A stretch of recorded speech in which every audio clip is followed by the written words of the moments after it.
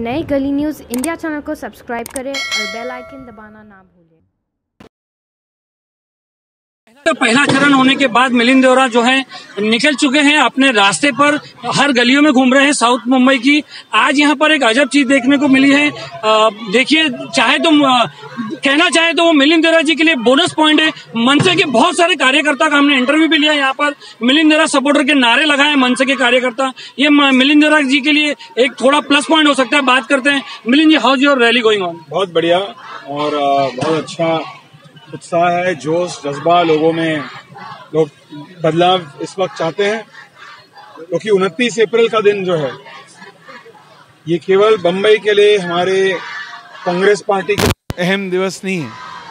ये हमारे मुल्क के लिए, हमारे जमहूरियत के लिए, हमारे संविधान के लिए एक बहुत ही अहम दिवस है। क्योंकि 29 अप्रैल को यदि जितने भी मतदाता है जो सेक्युलर सिद्धांतों में विश्वास करते हैं, सेक्युलर आइडियल्स में विश्वास करते हैं, हमारे संविधान को मजबूत बनाना चाहते हैं, देश में अमन शांति को बढ़ावा देना चाहते हैं, तो ये इनके लिए एक महत्वपूर्ण चुनाव है। केवल कांग्रेस पार्टी, मैं मानता हूं कि कांग्रेस पार्टी और हम जो नुमाइंदा हैं, कैंडिडेट्स हैं, हम केवल एक प्रकार के एक माध्यम है, एक जरिया है जिसके जरिए आप आपकी आवाज़ बुलंद कर सकते हैं। तो उनके माध्यम से, गली न्यूज़ के जरिए मैं उपस्थित सभी हमारे इस हलके के नौजवानों से, बुजुर्गों से मैं गुजारिश करूंगा अपने दिल के गहराइयों से कि 29 अप्रैल के दिन पर वे भारी संख्या में, भारी तादाद में कांग्रेस पार्टी को भारी अक्सरियतों से विजय करें। मिलिंद जी, आपको टिकट के साथ साथ मुंबई की जिम्मेदारी भी दे दी गई है, तो क्या ऐसा नहीं कि दोनों तरफ में फिर आप अपने कॉन्स्टिट्यूएंसी पे ध्यान कैसे दे पाएंगे? देखिए, मेरे इलेक्शन के बिल्कुल इलेक्शन के एक महीने पहले मुझे ये रिस्पॉन्सिबिलिटी दी गई मुंबई कांग्रेस के अध्यक्ष, और अध्यक्ष बनने के वक्त 6 में से 5 कैंडिडेट्स ऑलरेडी तय हो चुके हैं। उर्मिला माटोंडकर को छोड़ के बाकी 5 कैंडिडेट्स तय हो चुके थे। जो भी कैंडिडेट्स हैं उनके पास तजुर्बा है, वे कई बार एमपी बन चुके हैं, उन्हें अपने अपने हलकों के बारे में, अपने अपने क्षेत्रों के बारे में अच्छी तजुर्बा है, एक्सपीरियंस है। संजय निरुपम जी हो, प्रिया दत्त हो, एकनाथ गायकवाड़, संजय दीना पाटिल जो राष्ट्रवादी कांग्रेस के भी उम्मीदवार हैं। और तो मैं मानता हूं कि हर एक कैंडिडेट अपने अपने क्षेत्र में क्या समस्याएं हैं, क्या चुनौतियां हैं, क्या अवसर है, क्या मौका है, किस प्रकार से प्रचार करना चाहिए, उन्हें अच्छी तरह से जानकारी है, मालूमात है, और वे अपने पूरी ताकत लगाकर अच्छी तरह से काम कर रहे हैं। आपकी जो मेन अपोजिशन है शिवसेना के अरविंद सावंत जी, जो सिटिंग एमपी रह चुके हैं, उनके और आपके वोट्स में बहुत डिफरेंस है मिलिंद जी, तो क्या आप वोटर से क्या अपील करना चाहोगे कि वो डिफरेंस कम हो जाए? देखिए, मैं स्ट्रेटेजी और अपील यही करना चाहूँगा कि हमें आज हमारे देश में हमें परिवर्तन की आवश्यकता है। जो सरकार पिछले 5 सालों से केंद्र में है, मोदी सरकार, उनकी जो राजनीति, जो सियासत हमने देखा है, लोगों में धर्म के आधार पर, मज़हब के आधार पर, जाति के आधार पर, लिंग के आधार पर भेदभाव की जाती है, भाषा के आधार पर भेदभाव की जाती है। उसके साथ साथ जिस तरह से आज हमारे नौजवान बेरोज़गार हैं, हमारे जो औरतें हैं, उनके लिए महंगाई एक बहुत बड़ा इशू है। एलपीजी सिलेंडर का आप दाम देखिएगा, जब हम सत्ता में थे 350 रुपये प्रति सिलेंडर, आज 900, 850, 1000 रुपये तक। सो ये जो सरकार है, इन्हें देश के ज़रूरतमंद लोगों के लिए कोई फिक्र नहीं है, कोई परवाह नहीं है, और उनका एक अलग सा एजेंडा है। वे संविधान को बदलना चाहते हैं, संविधान को कमज़ोर करना चाहते हैं। हमारा यही स्ट्रैटेजी है और गुजारिश है लोगों से कि यदि आप इस सरकार को हटाना चाहते हैं तो आपको भारी तादाद में उतरकर वोट देना होगा, बदला लेना होगा इस सरकार से और इस पार्टी से, इन फिरकापरस्त ताकतों से। और शिवसेना की जो बात है, और ख़ास करके इस हल्के के जो एमपी है पिछले 5 सालों से, जिन्होंने मुझे 2014 में हराया, उन्होंने तो ये हल्का तो छोड़िए, जहाँ से उन्हें वोट कभी मिलने वाली नहीं है, जहाँ से उनको वोट मिली है उन क्षेत्रों को भी उन्होंने पूरी तरह से उपेक्षित नज़रअंदाज किया। वहाँ के लोग उस पर ज़्यादा इरिटेटेड है और गुस्से में है, क्योंकि उनकी अपेक्षाएं थी, उन्होंने उनको वोट दिया, उन्होंने मोदी जी के नाम पे वोट दिया और वे पूछ रहे हैं कि पिछले 5 सालों में कहाँ रहे। मुझे इस बार पूरा यकीन है कि पूरी समाज में मैं देख रहा हूँ कि जो मराठी वोटर है, हमारे गुजराती वोटर, मुस्लिम वोटर, किसी भी समाज के आधार पर आप कंपेयर कीजिएगा, सब लोग परिवर्तन चाह रहे हैं। व्यापारी वर्ग से आप बात कीजिएगा, व्यापारी वर्ग कह रहे हैं कि इतने दुखी है कि पिछले 5 वर्षों में सबसे बड़ा धोखा यदि किसी को मिला है वो व्यापारी को मिला है, क्योंकि व्यापारियों ने तन मन धन लगाकर मोदी जी के नाम पे शिवसेना जैसे फिरका परस्त पार्टियों को उन्होंने वोट दिया। तो इसका मतलब ये कि मिलिंद जी जो है धर्म के नाम पे वोट मांग रहे हैं?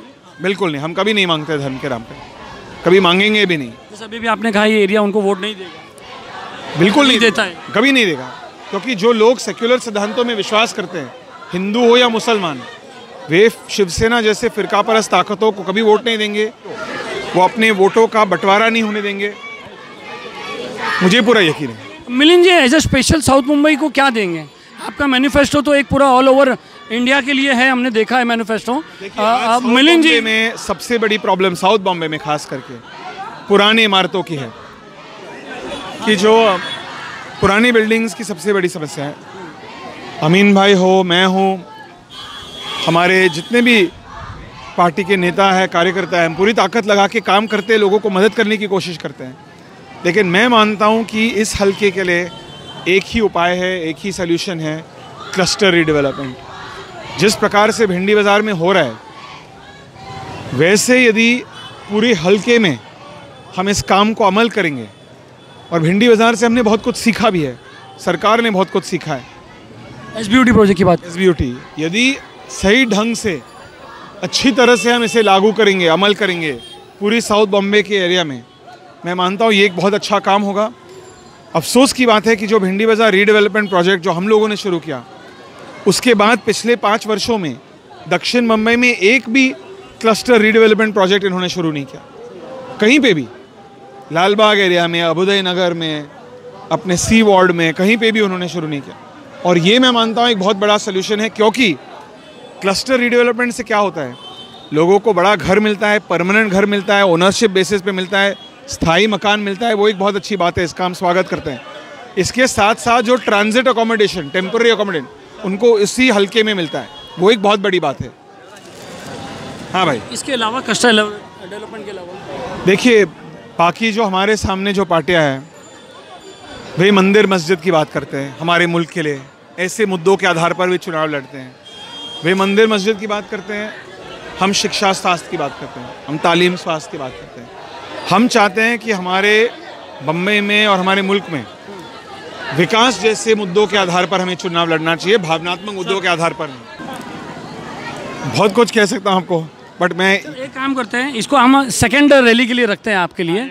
बहुत अच्छा रहेगा। अमीन जी भी कह रहे हैं कि बहुत अच्छा रहेगा। अमीन जी, एक आखिरी सवाल, मैं चाहता हूं कि आप है ना अपने लिए वोट के लिए अपील करें। हमने अभी आज तक देखा है कि आप जो है ना ऑल ओवर कांग्रेस की बात कर रहे हैं, पूरे इंडिया की बात कर रहे हैं, पूरे मुंबई की, महाराष्ट्र की बात कर रहे हैं। हम चाहते हैं आप डायरेक्ट वोटर्स से मुखातिब होकर आप उनके लिए, अपने वोटर्स की लिए जो है वो अपील करें। हम जब 2004 से 2014 तक MP हुआ करते थे, मेरे वालिद साहब जब इस हल्के के नुमाइंदगी करते थे, व्यक्तिगत रूप से और हमारे पार्टी के ज़रिए, कांग्रेस पार्टी के ज़रिए, हमने कभी भी भेदभाव नहीं किया। हमारी जब शुरुआत हुई पॉलिटिक्स में, पॉलिटिक्स के पहले मैंने सामाजिक काम से अपना सार्वजनिक जीवन शुरू किया। बम्बई के और ख़ास करके दक्षिण मुंबई के लाखों बच्चों को, ज़रूरतमंद बच्चों को हमने फ्री कंप्यूटर की शिक्षा दी। बहुत सारे schools, Hindi medium, Urdu medium, Marathi medium, Gujarati medium, English medium, जो सबसे ज़रूरतमंद स्कूल होते। तो हम चाहते हैं कि मुंबई में और ख़ास करके दक्षिण मुंबई सभी को समान रूप से मूल मानव अधिकारों की गारंटी मिले। यही मेरा विचारधारा है और मैं इस विचारधारा MP होने के नाते आगे ले जाना चाहता हूँ। वोट के लिए अपील डायरेक्ट, क्योंकि परसेंटेज वोट बढ़ना ज़रूरी है। बिल्कुल, और मैं गली न्यूज़ के ज़रिए मैं कहना चाहूँगा कि 5 साल पहले इस क्षेत्र से जो एमपी चुन के आए अरविंद सावंत शिवसेना से, उनके इतने सारे क्रिमिनल केसेस हैं उन पे। मुझ पे मैं 15 सालों से पॉलिटिक्स करते आ रहा हूँ, मेरे खिलाफ एक भी क्रिमिनल केस नहीं है। तो हमें ऐसे लोगों की ज़रूरत है जो खुद क्रिमिनल नहीं है, नंबर 1। नंबर 2, जो भी इंसान, जो भी मतदाता, युवक हो या बुज़ुर्ग, यदि वे सेक्युलर सिद्धांतों में विश्वास करते हैं, हमारे संविधान को मजबूत करना चाहते हैं, तो 29 अप्रैल को मैं उनसे गुजारिश करूंगा आपके माध्यम से कि वे भारी संख्या में, भारी तादाद में उतरकर कांग्रेस पार्टी को विजय बनाइए। और ये जो सरकार बैठी है दिल्ली में, जो मज़हब के आधार पर भेदभाव करती है, लोगों को नोटबंदी जैसे नीतियों से चोट पहुंचाती है, व्यापारियों को चोट पहुंचाती हैं, जिसके कारण हम आज बेरोज़गार बढ़ती जा रही है, इस सरकार को हमें पूरी तरह से हमेशा के लिए हटाना पड़ेगा दिल्ली से।